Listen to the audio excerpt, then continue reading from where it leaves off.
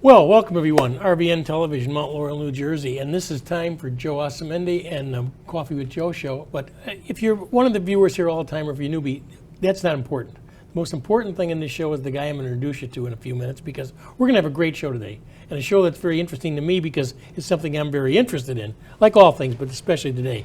So without any further ado, I'm going to introduce you to my guest. My guest is Daryl Gore.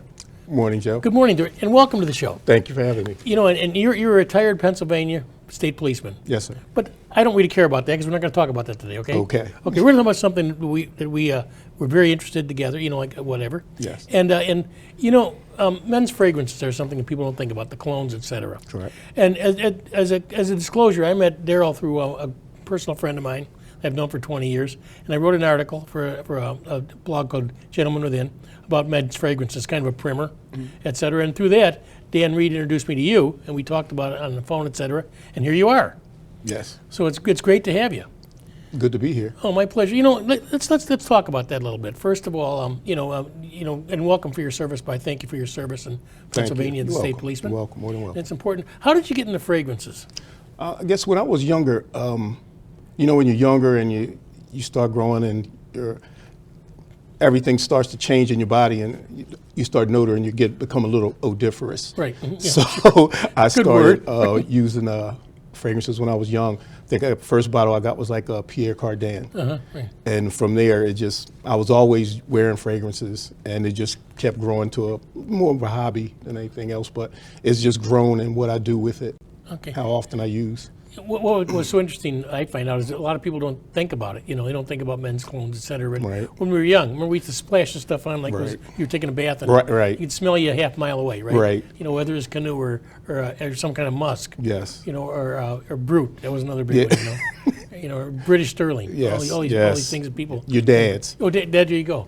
But you know, their fragrances really got to the point. Men's fragrances, especially, are more of a science now. Yes. They're far more intricate than people think they are.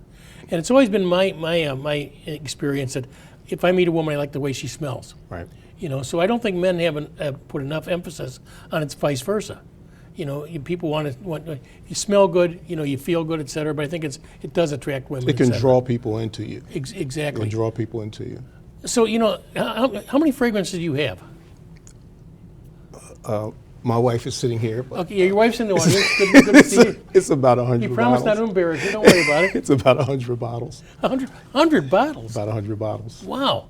Now, how did you accumulate all these? Over the years, and whenever I found something that interested me, I just look into it, and then I'd purchase that bottle. And if there was something I didn't care for, or after a while, like I think we discussed earlier about your nose changing, I would give it away to somebody else.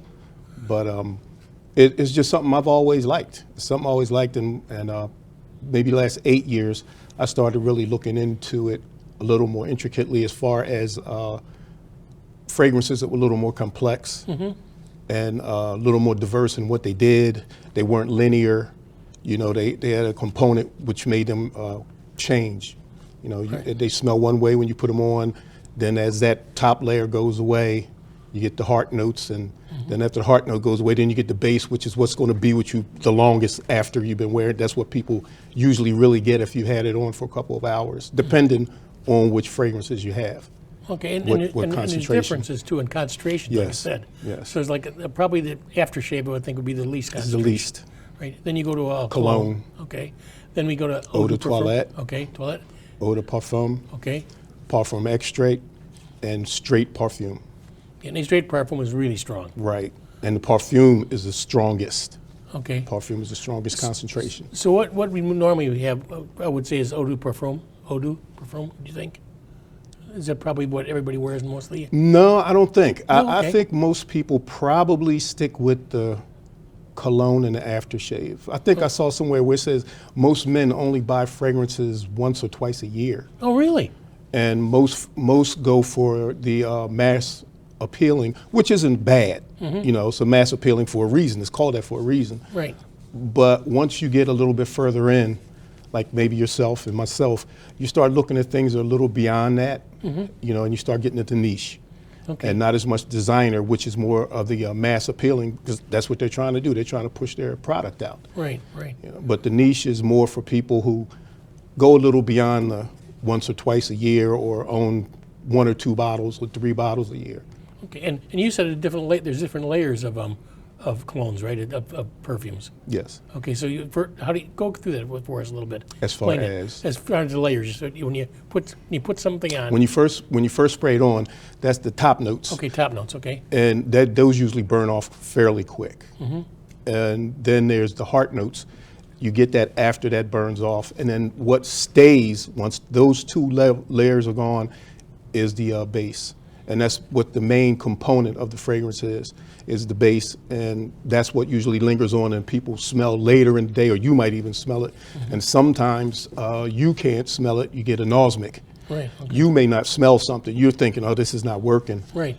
But other people can come up to you hours later and, respond about how you, what you're wearing, make comments about, oh, I can smell that, or that smells good, That's really an important thing, because when I first got into colognes and stuff too, it doesn't smell, because you can't smell it. After that first burn off, I mean, that's what you smell when you first put it on. Then you don't smell it on you anymore. Right. And the only way you know it's on if somebody comes up and says you smell good. Right. That's about it. And there's some fragrances also. It depends, like I said, it's not only the concentrations, but I mean, even certain levels of fragrances have certain concentrations. It doesn't mean always that eau de parfum is going to last longer or project more than eau de toilette or cologne. It depends what the other ingredients are in it, as far as like the sillage of it, which is, when you walk through the room and people later on, they can still smell it, or as you walk by. But it's all in what the components are in that particular fragrance. And some houses make stronger fragrances, and are known for making stronger fragrances than other houses. Are there any, would you say, just certain like staples of men's cologne that is probably predominant? I think most men like this woody. Okay. I believe most men like woody and leather. Okay. And me, I'm not really a overly big fan of either. Okay. I'm not saying I don't like them at all, because like I said, different concentrations of what's in it dictates what I think of it. I'm not going to say I don't like all of them, but leather and woods is something that most men seem to be drawn to. When I wrote my little primer on for Gentlemen's Within, I mean, one of the things I was really conscious of is how to apply any kind of fragrance. And that's important, right? Yes. Because you don't want to walk in and have somebody smell you 25 feet away. Right. So you want to be more subtle on that. As I get accused of at times. Oh, you get okay. So where would you suggest people put their fragrances? Some people, it depends. I guess once again, it depends on the strength and the concentration of the fragrance. Some people do we call bomb spray, and that's like you said, take a bath in it. But a lot of times your pulse points. Okay. You're behind your ears, even here. Some people don't like to do the front of their neck because they become anosmic to it quickly, a lot faster than just back there. Okay. Some back of the neck, your wrists, and sometimes people put it on their hands. So whenever they're talking, and it wafts. Smell you a mile away. Yes. Exactly. And I think the more subtle things are for instance, that's the most important thing. Is it and would you say the better the ingredients, the better the cologne? Yes. That's we talk about niche fragrances as opposed to designer fragrances. Right. Designer fragrances are usually categorized as like Gucci, Dior, Chanel, because they make other products. Okay. Niche products are basically companies, that's all they do. Okay. But you can have designer companies, a lot of them have high-end lines of fragrances, and they're just as good, basically good quality. Because niche use more natural ingredients. They use a lot less than they used to. There's more synthetic, as it is in the designer realm. They use a lot of synthetic ingredients that smell like. But the niche fragrances use a little more natural ingredients. That's why you'll notice a big difference in them, the way they smell. But then a lot of things that they put in have been regulated by IFRA. I don't know if you heard of IFRA. No, I haven't. The International Fragrance Association. They're the guidelines that certify what fragrance companies can use in their products. Or if you're using natural things, you might have a bad crop.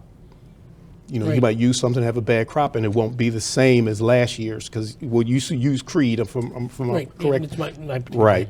Well, you know about their batch problems. Well, issues, what people are always referring to. Okay. But it's all in what they put in it. Like oud is not used the way it used to be used because of regulations, because of everybody using it. It's the reaction from a tree in basically Southeast Asia, India, and a fungus gets on a tree, and to battle that fungus, the tree emits this resin, and that's what they use in fragrances. Really? And it actually makes your fragrance last longer. It's just like ambergris from whales. Their bile comes from their intestinal tract. But it's hard to get because unless you know when a whale's going to vomit Yeah, or yeah, or do anything else, you're not exactly sure where you're going to find it. It's floating out on the water or it washes up on the beach, but it's actually pound for pound more valuable than gold. Really? Yeah. You know, another thing that interested me now, it seems like a lot of celebrities are coming out with their own scents. What do you Right. think about that? I can't really speak on that too much because I really haven't gone to too many. I've got some for my daughter. Okay. But I haven't really got any for myself. I don't think I've ever owned a Michael Jordan way back, you know. But I think that was about it. And I can't honestly remember what that smells like. It was so long ago. Okay. We're going to take a quick break right now. Sure. And pay a couple bills here, but we're going to be right back with Daryl Gore and some more about men's fragrances, so stick around.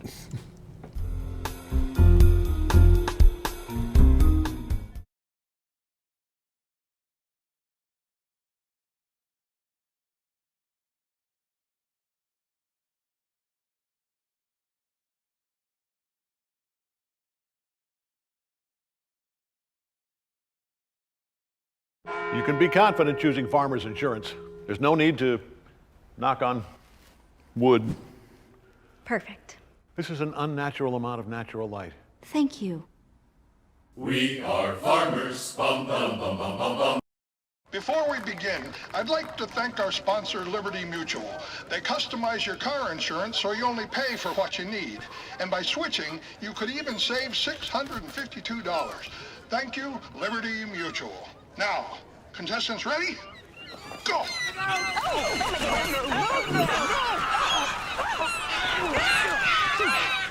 Why? Only pay for what you need. Liberty, liberty, liberty, liberty. Do you ever wonder why you're doing what you do in life? Do you wish that you could be really happy and passionate about what you do?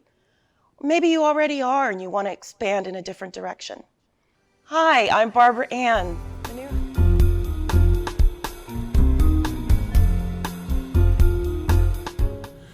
Well, welcome back again to this segment of Coffee with Joe. I'm Joe Osamendi, your host, but once again, don't remember that as the most important thing. The most important thing is the guy I'm talking to right now, because this is a very fascinating show. We're talking about men's fragrances, which a lot of people don't spend enough time on. So we're going to have Daryl Gore, who's a retired Pennsylvania state policeman, but that's something totally different. So, you know, I would say you're kind of an expert on fragrances. An enthusiast. Enthusiast. An influencer. Okay. I wouldn't even say that. You know, one thing that you talked to me before the show and stuff is you actually made your own fragrance. Is that correct? Yes. And how did that go about? Me and my wife were on our anniversary in St. Thomas, and she saw the brochure for the class. And so we went over to St. Cass, the French side of the island of St. Martin, and we took a class that lasted, I think, approximately about 3 hours. And we formulated 4 fragrances, and the first one that you wanted, the main one you wanted, they allowed you to have that. They gave you a bottle of that, 55 ml bottle. Oh, okay. But all the formulas that you used, you could later purchase, and they kept them online, so you could go back later. All I have to do now, and I've done it repeatedly, is just contact them with the name of it, and they'll formulate it and send it to you. Oh, they will. Yes. So and when you did this, how did you pick fragrances? What kind of things were you looking for?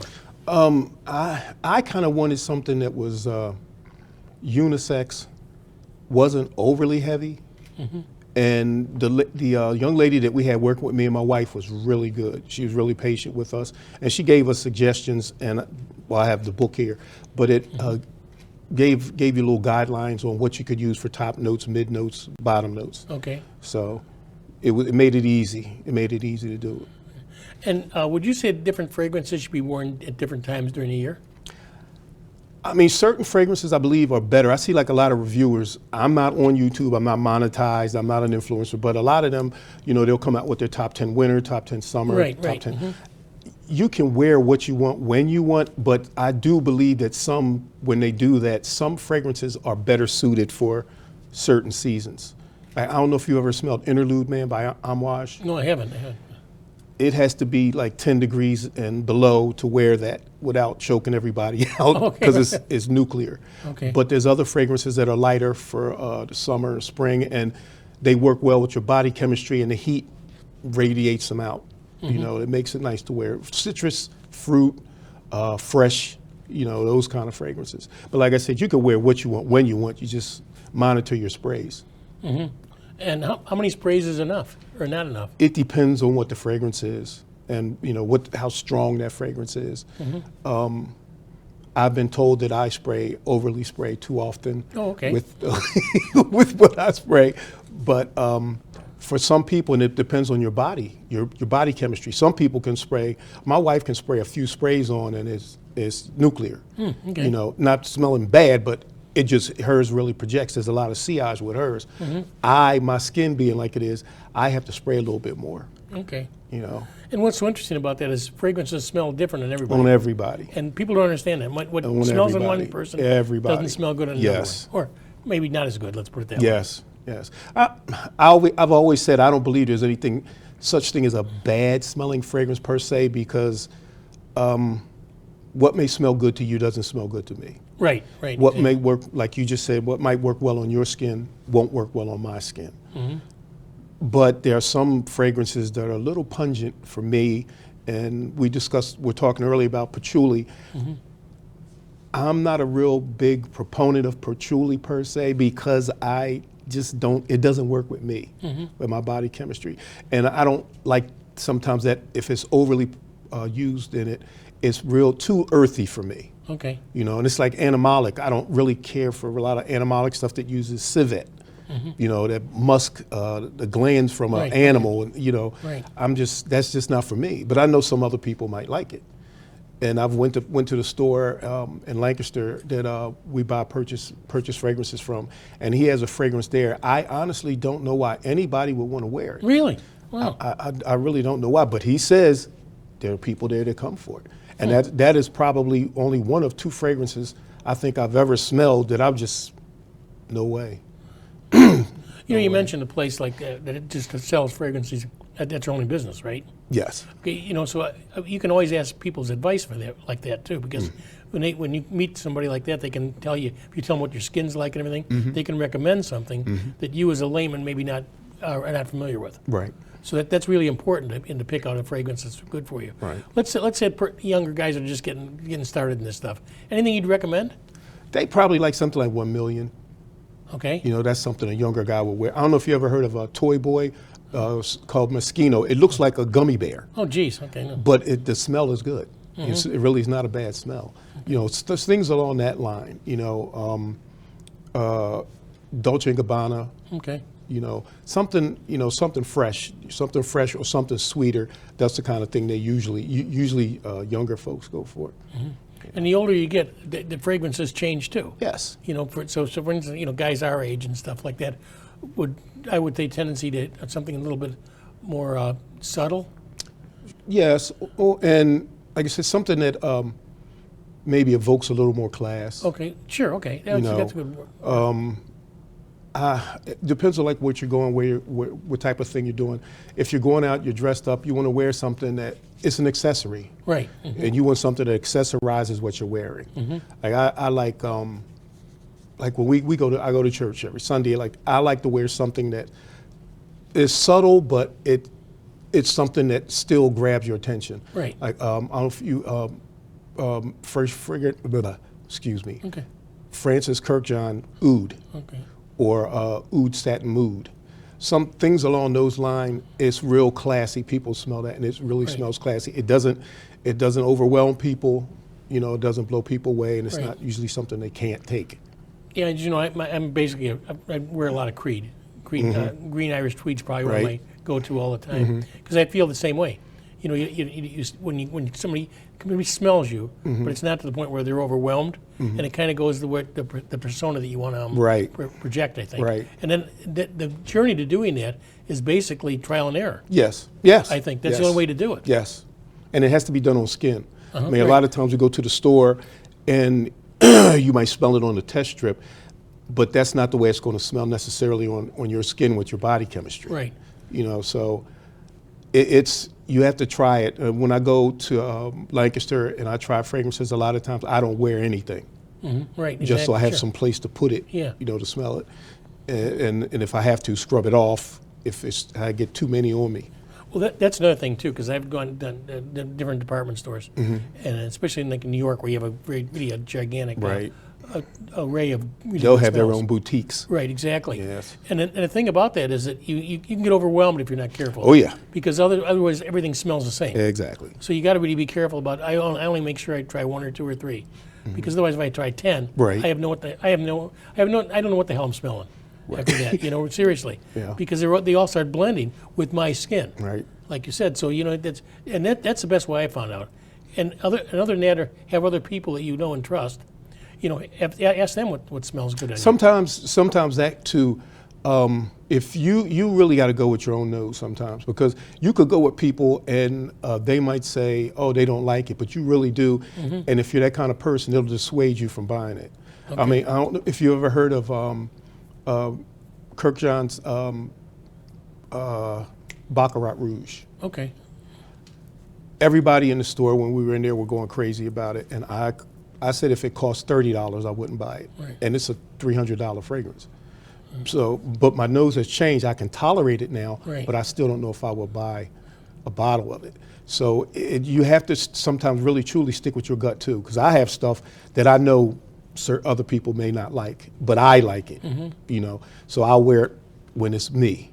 Be true to thyself. Yes. You know, a good Dior Sauvage I really don't particularly care for, but it's probably one of the best selling around. And I think we discussed that before, and I had that. Yeah. Uh-huh. And I wore it, and I bought it in the store, and I thought it was great. And I bought Bleu de Chanel at the same time, and I thought they were great. And after a while, it was just, and I ended up giving them away Yeah. Wow. And you give fragrances away to people. to friends and family. I will, yes. I must admit, you brought me a sample box today that I am going to try. I really appreciate it. I'm afraid to open it. Maybe it'll explode on me or something. Who knows?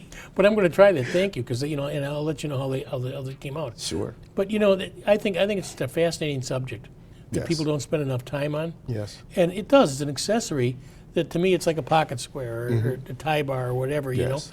It's part of what I think a gentleman wears. You know, I think, and whether you wear a suit and tie, which I particularly not. like, and you do, doesn't matter. Right. It doesn't matter if I go out and I have a sweatshirt on or something. Right. I always want to smell good. Well, you know, put it there's that people way. that wear it to the gym. Yeah, that's Now, exactly see, I right. wouldn't do that. I wouldn't but, do that either. But right. people wear it to the gym. Well, that's another pet peeve of mine. If you see women out there that have makeup and they're all perfumed up, I don't know what they're doing there, you know, but because that's not a good thing to do. Right.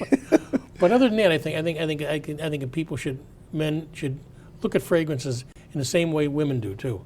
You know, to the fact that it is an accessory. It's a nice accessory. And and the thing we had discussed one time earlier also was about the fact that most men do not wear fragrances on a regular basis, which Right. goes back to when I said maybe once or twice a year they actually buy a fragrance. Right, right. And if they do, if you're buying a fragrance once or twice a year, I could be wrong, but you're just looking for something basically for that moment. Right, And right. you're not exactly looking for nothing, you know, this will get me by. Yeah. You know what I mean? That's a great point. And you know. and a lot of people will ask me sometimes, like they'll ask me, what am I wearing? Mm-hmm. And I'll tell them the name of it, and usually they haven't heard the name of it. Right. And I'll walk away and I'll be with my friends and I'll say, yeah, they think that smells nice until they see how much it costs. They Yeah, won't but- think it smells so nice. Because they don't want it. And I understand that as well. You know, I understand that as well. And I don't consider myself a collector because I wear what I have. But people will come on, and I know other people will say that I am, but you'll see the people on YouTube, they have hundreds, thousands of bottles. Really? And they'll have stuff and they'll say, well, this is in my collection. I just thought it would be good to have in the collection. I don't like it, but I have it. See, I don't work on that premise. No. I have to like it to buy it because I'm going to wear it. Yeah, I'm the same with like wines. I don't collect wines to wine. I collect them to drink. To drink. There you go. You know, they're not going to sit there and get good Exactly. value. And, you know, one of the other thing I really think about fragrances, how long do they last? How long would, like, you have a lot, you have 100? Yeah. How long do those things last? Most of them, they like everything else has a shelf life. Right. Usually, the thing that burns off the quickest is the top notes. Okay. Now it depends on where you're storing it. I keep mine in a basically room regulated temperature and the shade. Sun doesn't get to it, light doesn't get to them. Right. But the longer you can keep them in that kind of a situation, the less likely you are to just lose all of it. Because there's some people I've seen, they're saying that they don't even know what happened to it. It just went totally bad. They can barely even smell what it was anymore. Yeah, and a lot of your fragrances come in dark bottles too. Right. That's one of the, that sometimes you can't realize how much you have left in there. That's true. The problem with you that. don't know exactly. Yes. But, you know, Daryl, this has been a fascinating time together. I'm really glad you came in today. And, yes. You know, Glad if to there's be anything you could end the show with about how people should pick fragrances and stuff, why don't you look in that camera right there and tell people, give them a little advice, and if they want to know more about fragrances, how can they reach you? You can, the main thing is pick what you like. You know, don't buy fragrances for anybody else. Don't buy fragrances based on a price, whether high or low. And try it out on your skin before you wear it. Walk around in it for a minute to see what it's like for you. And if you want to reach me and ask me anything, my email is uppercase D PIERRE 0916 at Gmail. DPierre 0916 at Gmail. Daryl Gore, thanks so much for being here. Thank you for having me. And thank you for my little gift here. I'm going to try those too because I'm always trying to explore my fragrance. More than welcome, Joe. Well, factory lobes, More I guess than you could say, welcome. okay? So thank you so much. Thank you for having me. And I appreciate that. Thank you. I hope you enjoyed the show. Go out and buy some fragrances, smell good for your significant other or whatever, and have a great day. I'll see you next Thursday.